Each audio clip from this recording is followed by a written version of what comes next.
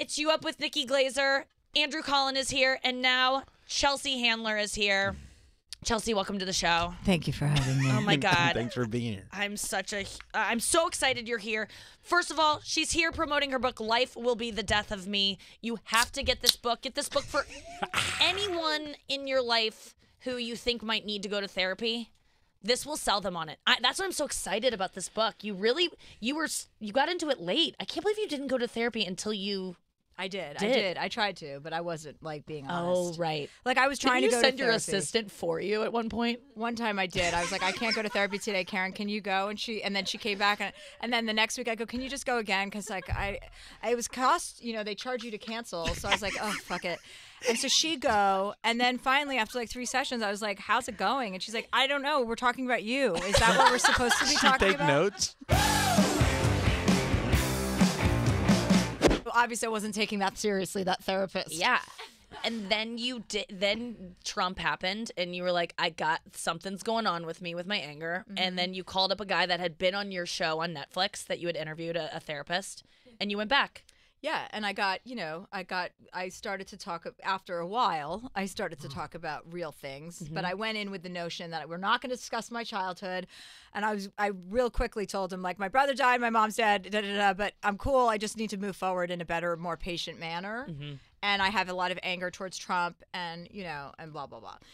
So it took, but it was the right time for me, and it's embarrassing that it had to take so long.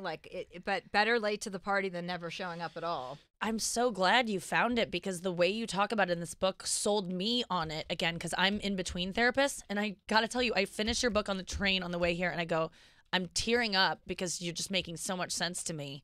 And I got out of this train. I went to a text message from a friend who I knew had suggested a new therapist. I found her suggestion, and I wrote an email to the therapist literally an hour ago being like, let's do it again because your book. And I've been in therapy for years, but I needed another I'm going push. for you, right? You're going to be going for me. On Tuesday at 3. But please do talk about me. I will. I mean, I'll talk partly about it. I'm going to take a little advantage. Even if you did go in for yourself, you'd be talking for you to go for a bunch of sessions and come back to Nikki, and Nikki's just like, okay, so what's my game plan? You're doing great, Nikki. Like, you're just sitting there sorting out her problems with a therapist and reporting back. You know your brother died? No, I didn't know that. I put that on. Yeah, exactly. Well, he's dead. That's why he's dead. And that's why you don't have him anymore. But you've gotten into a lot of things late in, like, I feel like you're stumbling. I got my period, too. That a girl. I'm bursting and you're into wearing womanhood. white. You don't even care. No. I only wear white when I get my period. I mean, that's what older women told me to do. So that's how I'm entering my flow state. I actually went to the gynecologist yesterday because I haven't been getting my period. Do you ever just go through periods where you're not getting it? Well, and you're like, this is kind of great. I went to my gynecologist. But my bones are breaking. Yeah, you're like, can you do a bone scan on me? I'd like to make sure that I'm not going to die anytime soon. Yeah. I went to a gynecologist a couple weeks ago, and I was really excited because I woke up and my head was like soaking wet. Like I had like hot sweats. Yeah. I was like, oh, it's coming. I'm 44. I'm like, oh, I'm probably get early menopause because I don't have kids. And I heard I'm sure that's not true, but you get you go through menopause earlier. I was like, great. I go to the doctor. I'm like, hey, I had hot flashes. I'm like, my feet are sticky. I'm like, so I think we're getting ready to wrap things up here. And she's like, you're about to get your period. So that's PMS. And I was like, oh, fuck. I'm a woman now. I was like, let's get this party over with because I'm not into my period anymore. It's a wrap on that. It sucks. I've been enjoying not getting it, but then I realized that you do have to get it to be like a healthy. Yeah. Like my bones, I really do feel like there's something going on. Do you have a boyfriend right now? No, dude. I related so much to your whole thing about pushing men away and feeling like you don't need them and feeling your best self when you are single and being able to get so much more done. That part of the book made me cry too, just realizing that you're like, maybe I do want a relationship, and I'm realizing it with you. I mean, it was really, I related to so much of what you said. Can we talk about weed? Like, why did you get into weed so late? And what have you found from, like, what are the benefits you found from it? I was taking sleeping pills, so, like, too frequently. Yeah. I mean, and I was having trouble sleeping. And so that was my initial reason. to try. I used to take it recreationally, but I was never like a big stoner or anything. I was more of a drinker. And then with microdosing and the educational component that is now available when you buy something at a store, and it labels everything and tells you what kind of strain it is and what THC and CBD ratio is. I was like, okay, well, now this is now scientific and there's data behind it and you can actually know what you're putting into your mouth. So that was a game changer. And then I just started using it, and I like to enable others. That's like a strong suit of mine. I like to get people to use things that are going to help them. Like my niece has a lot of anxiety really badly, and it was preventing her from really flourishing in school. And I don't say flourishing, by the way. I don't know where I got that word from The Bachelor. And, but it helped her calm down when she had to give a presentation.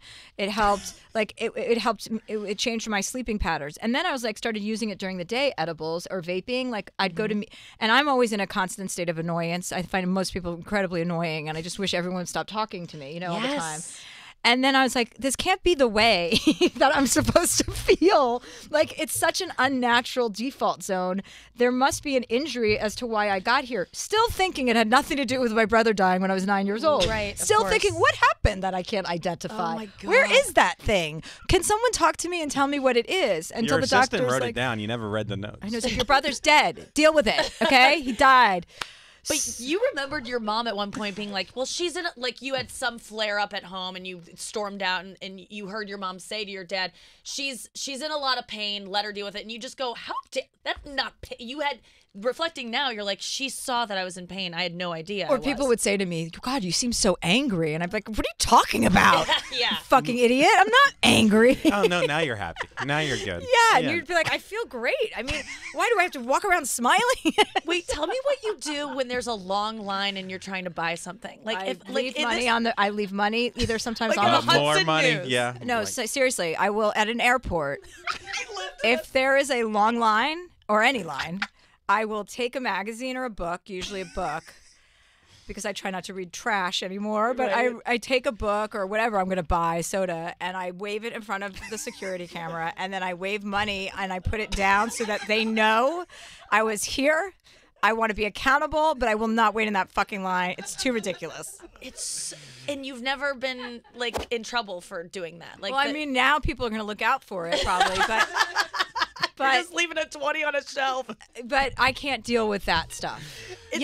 When this is another thing. When people come to your hotel room when you order room service, this is supposed to be a nice exchange. You're happy. You're getting room service. Sure. It's a luxury. And then they come and they act like they don't know where they're supposed to go with the food. It's who's gotten the wrong room service delivery ever? And that's never happened to me once, that I got surprise food at a hotel room and I ate it. You know what I mean? And that exchange, when they come in and then they dance around and then they take the plate off and and it's like, buddy, get the fuck out of here. I don't let them in. I just grab it from the hallway. I won't let them come in. Oh, well, how do you sign the check? I just hold and assign. Or I'll sign before I grab. I sign before I grab. Gesticulating when you go like this. I just hold. Are you cover wearing a my towel? Nipples. Yeah, yeah. I have pasties on. No. But I'll sign and then grab. Sign and grab. But you're not avoiding the awkward interaction. You're avoiding someone seeing how disgusting you are inside your room. Yeah, that's what you're avoiding. Great in that. distinction. And you live clean? I do the same thing, but I really relate to this frustration of. Yes, the awkwardness. People are slow. Yes. It's not. Well, we were in Florida. It's not awkward. I don't mind the awkward. Okay. I mind the it's slowness of the slow. transaction. Okay. That can drive me to drink. You know what I mean? That kind of behavior, and it's like when somebody's leading you, for instance, walking you somewhere, and they're not in front of you, but they're behind you and they're leading the way. Like someone's walking you through an airport. These are very relatable examples that I'm giving. I know. It's like when your butler is carrying you too It's like when your butler slow. knocks on your door. I sound like such a whore. Oh my God. Well, you're this right. is it. It's true, though. It's like I relate to that, too. People are so goddamn slow. And you found that weed has helped you just with your anger with that, or you can slow down now? Weed allowed me to slow down long enough to take meditating seriously because I could not meditate. And I also, living in Los Angeles, it is very hard to listen to phrases like gratitude and universe being thrown around and overused that I was very allergic to that kind of language. Like, shut up about kale. I get it. It's, you know what I mean? We're all going to the bathroom now. Everybody has kale. It's fine. But like with regard to that, I was very resistant because it represented to me a cliche like, oh, LA, you go to LA, you go to therapy, you go to psychiatrist, and then you talk about yourself, and you're already a narcissist because you're famous, and blah blah blah. So I had a whole like narrative that I was telling myself about therapy, and that I was too cool for it. Yeah, and you just used the word narcissist. You were scared to take that test. Yeah, I was like, for sure, I'm a narcissist. Why else would I be behaving like? Right. Like, why am I so? Why do I need to be famous? Why do you need to? You always need to talk. I related to that. I relate to that as well. Like, you want the attention on you. You said one time you were learning. Can you tell the story about learning to wakeboard? This was like made me so sad, and I related to it so much. Pathetic. We're in Croatia, obviously. I've been to Croatia. Hvar? Yeah. We were right, probably around there, because it was anyway. Off the coast of Split. And we were. I was with a boyfriend who was incredible water skier and wakeboarder, and he was like, so I was really trying to prove to him that I could do it, that I was tough, that I like to be scrappy, you know, like I'm a tomboy, I take pride in that. Like I loved that growing up, that I was with my brothers all the time. You know, I felt like the cool girl, which is another disservice women do to each other by trying to be the cool girl within a group of boys. It's like I should have been hanging out with my sisters, although, you know, my brothers didn't teach me anything. You know what I mean? They gave me no life skills whatsoever. And one of them died, so he's an asshole. But wakeboarding, yeah. So I got up, I kept going, and I couldn't get it. I was hitting the water, wiping out one time after another, and it was like 4 hours. And so we had rented this boat, and all my friends were on this boat, watching me for the first 20 minutes, and then they were like, all right, loser, give up, you can't do it. And they went inside, and then I just spent the next 4 hours like, I'm gonna get up. And then finally, when I did get up, I looked over and to wave at all of my friends, and everybody had gone inside. You finally have your And how did you feel fulfilled at all? I felt like Leo DiCaprio in like Titanic. I was like, this is my moment. No, but I'm saying when no one saw it. And then I came crashing down. I was like, oh shit. I was like, this is the second time something like this has happened, where I'm performing and no one's watching. That's a painful moment. But do you think that if you would have come to all these realizations earlier on in your career, where I don't need to be talking all the time, I don't need to be the center of attention, I don't need to make everyone laugh, do you think you would have achieved the things you've achieved had you not had that drive to constantly be on? I think that there is a combination of that ambition that is coupled with, you know, this deflection of real, like, I didn't want, you know, vulnerability wasn't an option. So the other option was to be tough. You know what I mean? So that's what I chose. So that trajectory sticks together and is coupled with a fast career and a fast moving and do this and do that and be in charge. And, you know, the power you get by being a powerhouse and saying whatever you want happens in every capacity, you know, that you have to be a really healthy person to get all of that and still be okay. And for a long time, I really was. And then for a long time, I was not. Mm-hmm. So I thought I was like, oh, I can handle this. Everyone would say, you're so great at this. You don't get annoyed when people come up to you on the street and take pictures, which I never do. You know, I try and be always like little things that I could pinpoint that I was doing well at. Yeah. And then when I started, you know, and now and then going into therapy after the election, when I was really in a state of like, okay, I have something I need to fix. I don't know what it is. Then I could reflect back at the times and realize, oh, that's why there was a lot of light and then there was a lot of dark, you know? Yeah, so in a way it did propel you, but it didn't have to be as I could have done myself a service by getting to therapy about 10 years earlier. Mm-hmm. Again, I don't like to judge myself too much because, you know, you can let the public do that for you. But I don't want to be too hard on myself. You know, it's powerful to embrace. You know, I also don't want to be a crybaby and be like, okay, so for me, writing this book was the most vulnerable thing I've ever done. And it was hugely cathartic because I would sit in airports across the world bawling while I was writing, because that's where I write most of my stuff, is in, you know, lounges or on planes. And I was like, this feels right. This is right. You should do this no matter what. If it, like in the beginning, my editor, Julie Grau, who's sitting over there trying to pretend like she's busy. Great job. Or ignoring her client who's in an interview.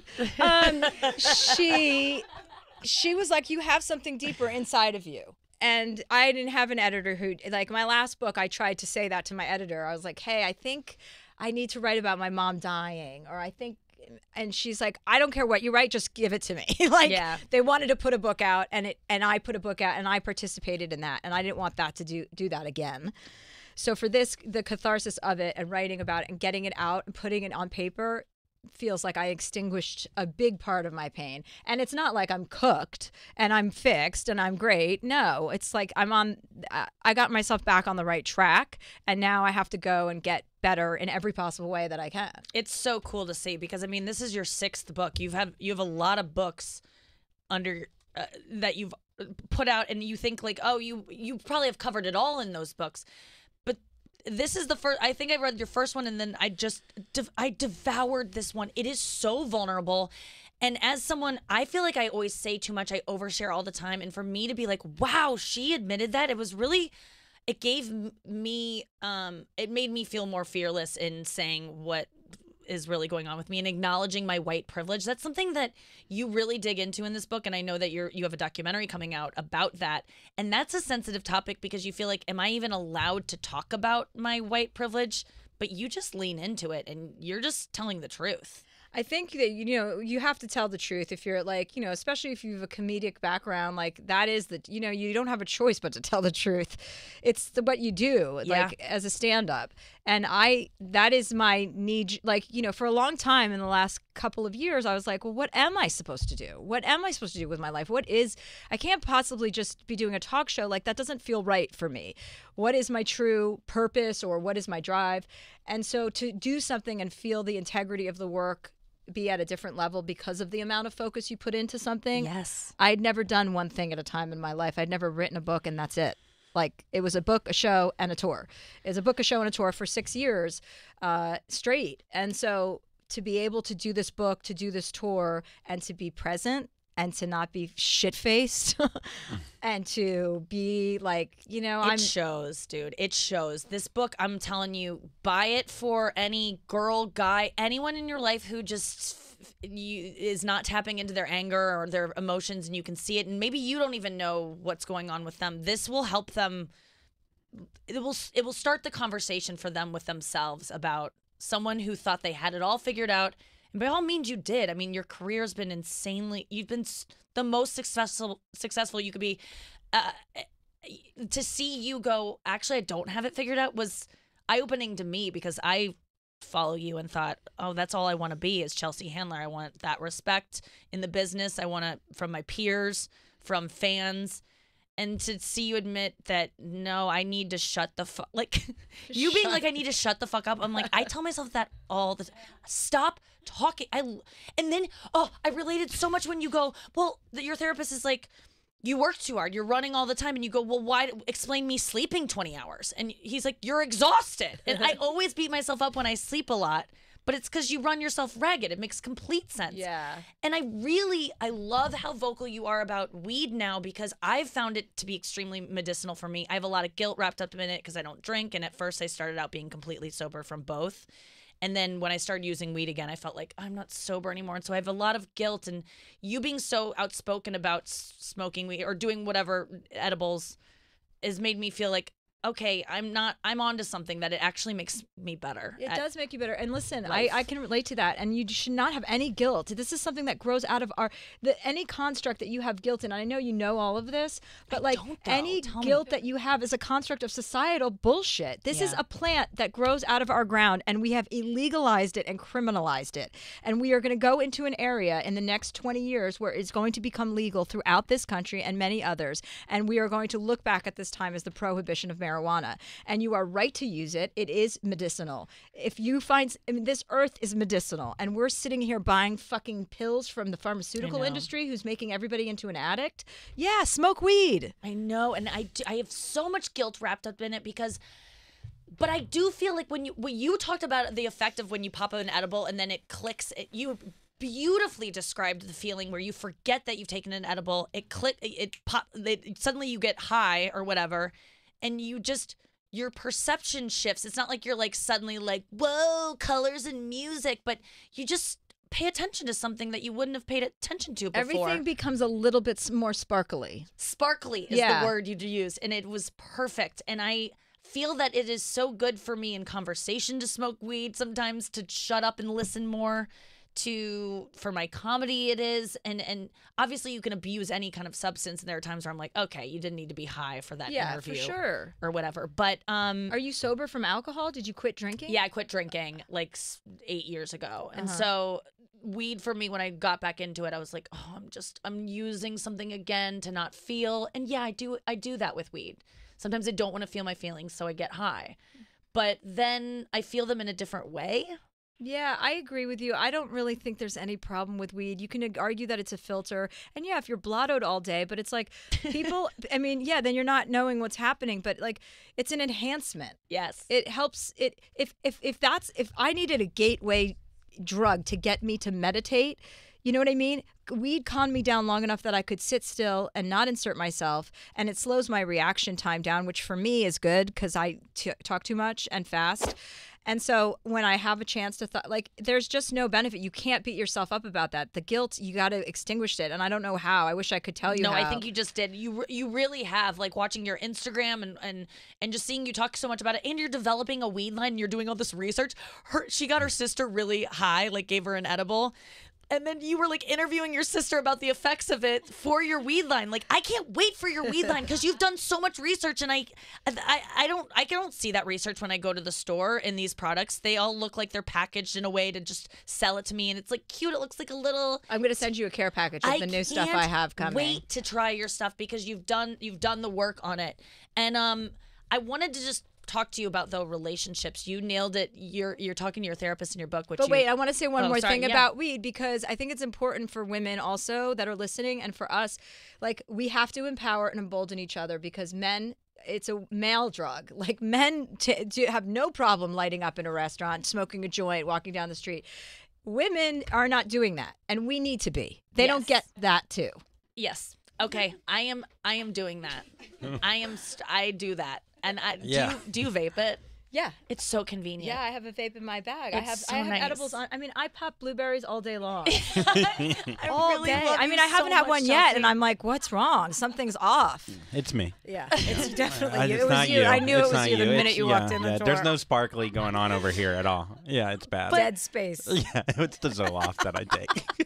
You say in the book you've had 2 serious relationships in your adult life, and your therapist goes, that's not enough, right? Yeah. And I relate to that. I've had one, and I often attribute it to the fact, which you say as well, is like, I'm a sassy, brash bitch, and straight men aren't feeling that. Yeah, they're not into What do we do? What do I do? Well, you have to find a foreigner, first of all. Okay, that's what you sound like. I wanted to ask you about that. What, they're into it? Well, there's a language barrier. Yes. And also, you can't boss them around. They don't know what you're saying. It's better if there's a little bit of like a language, you know what I mean? Like, you don't speak both languages, so that there's confusion, because that way men are like, oh, she's funny and cute. They don't realize like what's going on. I mean, I know what you mean, and we are in a place where believe me, it's hard. I have so many people that I know in my life that are like, where are we supposed to meet a guy? And it's like, listen, they're out there. Somebody's out there. Yeah. There are too many people in this world. There's a lot of people out there. So, like, there are multiple boyfriends that are out there of yours that you're going to find. But I know what you mean. It's hard to say, like, because you're like, what am I supposed to have a different personality and pretend I'm someone else to get a guy? Yeah, and that's what I'm doing a lot of times, is I'm trying to be a different person because I need to be more feminine, or I need to just be quiet and just ask him about him and not share my feelings. And I read all these books that tell me to. I mean, Whitney Cummings found a boyfriend because she read a book. Her husband. I go, how did you get that guy? You have been bad with men forever. You've been vocal about it. You seem really happy. And she's like, I read this book, Getting to I Do. It's the dumbest book, but it helped me.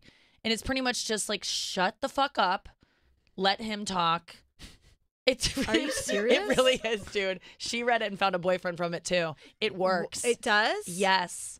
And letting him talk? Yet letting. It's more involved than that. It's, yeah, but does it involve anal?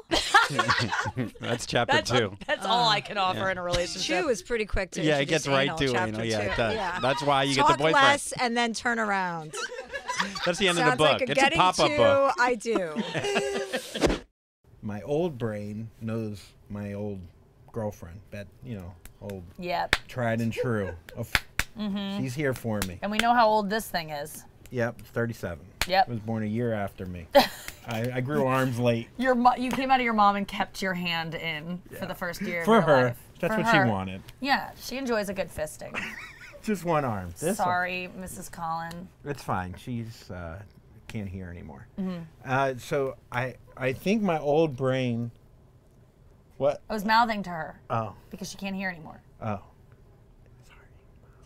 She wouldn't understand you. Lip reading for you, no one understands whatever. It's Whatever all the I same. say actually You're like a looks Muppet like sorry. talking. It all looks the Yeah, same. yeah, It's like a horse chewing on peanut butter. That's how we get him to talk on the show. We give him these bars. How did you know it was What is this? There's condoms in there. this? There's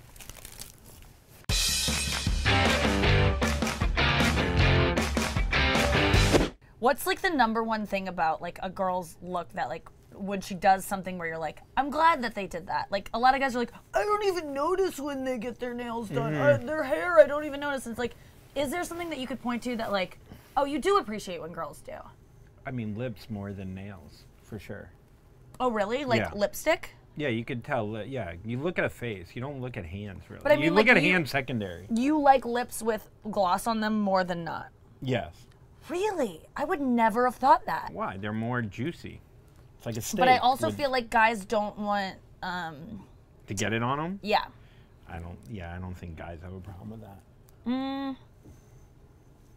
Has a guy been like, "Don't kiss me because you have lipstick on"? Yeah, I put on lipsticks, and I sometimes don't wear it because If my it's, like, ex-boyfriend cherry always red, was if like, I don't want to get gloss on me. If it's fiery red, then that could Yes. come up in your head. Yeah, okay. Do you notice when we don't shave our legs?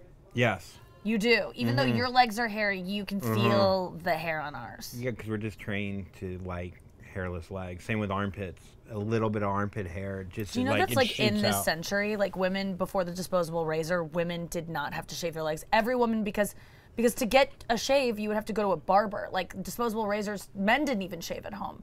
And so women, to go to a barber to get your legs shaved, no one did it. Women just never shaved. And because of the disposable razor, I think within the 20th century was what popularized shaving their legs. Before then, women had hairy legs forever. And it was Yeah. not even thought that you would be hairless. That It was not wouldn't even be. It wouldn't be. But it's like you're. But now it's like it is required. And the other day I dry shaved. Yeah. Like I was leaving to go. I was going to go to a set, but there was a guy there that I was like, he might, if he's feeling a little bit saucy tonight, he might like touch my leg. So I need to be Did shaved. you have a skirt on? No, but I was like, maybe my pants will come up or something. Like, Well, I maybe would he'll feel like a just, woman if you shaved just your calf, you should be fine. It's usually whenever the gene will come it's up. seeing it and more you'll than see- feeling it. Yeah. Oh wow. So you'll just see like a few hairs, and then you're like, well, if she's not shaving right there, it probably just gets worse. But I know I shouldn't feel that way. I think I shouldn't be over sensitive to it. Be honest with me. Could you be into a girl and then see hair, black hair on her ankles, chins area, and be like, not into I've her? never hooked up with before? Yeah, like all up it here could it's be- great, yeah. and then you see that and you're like, it turns you off a little bit. Is there what can instantly turn you off from a woman? Armpit hair? Really? Yeah. Oh my god! I always flaunt my armpit hair around you. I love that I do that. Okay, that's a Yeah, good it way makes to me keep it. really nauseous. Great. It's not good. I mean, it's actually interesting because like I've seen girls nowadays. A lot of them will have long. I think I just shaved the other night. Yeah, you're good. There might be a little crevice. Oh no, there is hair. Yeah. Yeah, it's not good. Yeah. It's bad. Should be shot. You want to see this? That's a little much, I think. You want to see this? No. I know. It's bad. I know. Of course it's bad. Did I just get caught louieing? Did I lure you in? No. That was bad. You'd have to be funny. You are funny. Don't lie. You're funny. Shut the fuck up. And if you took your dick out, I would just like leave.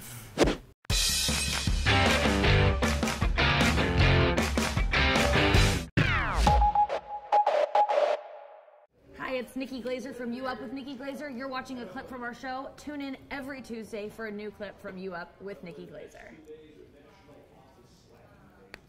Why are you here?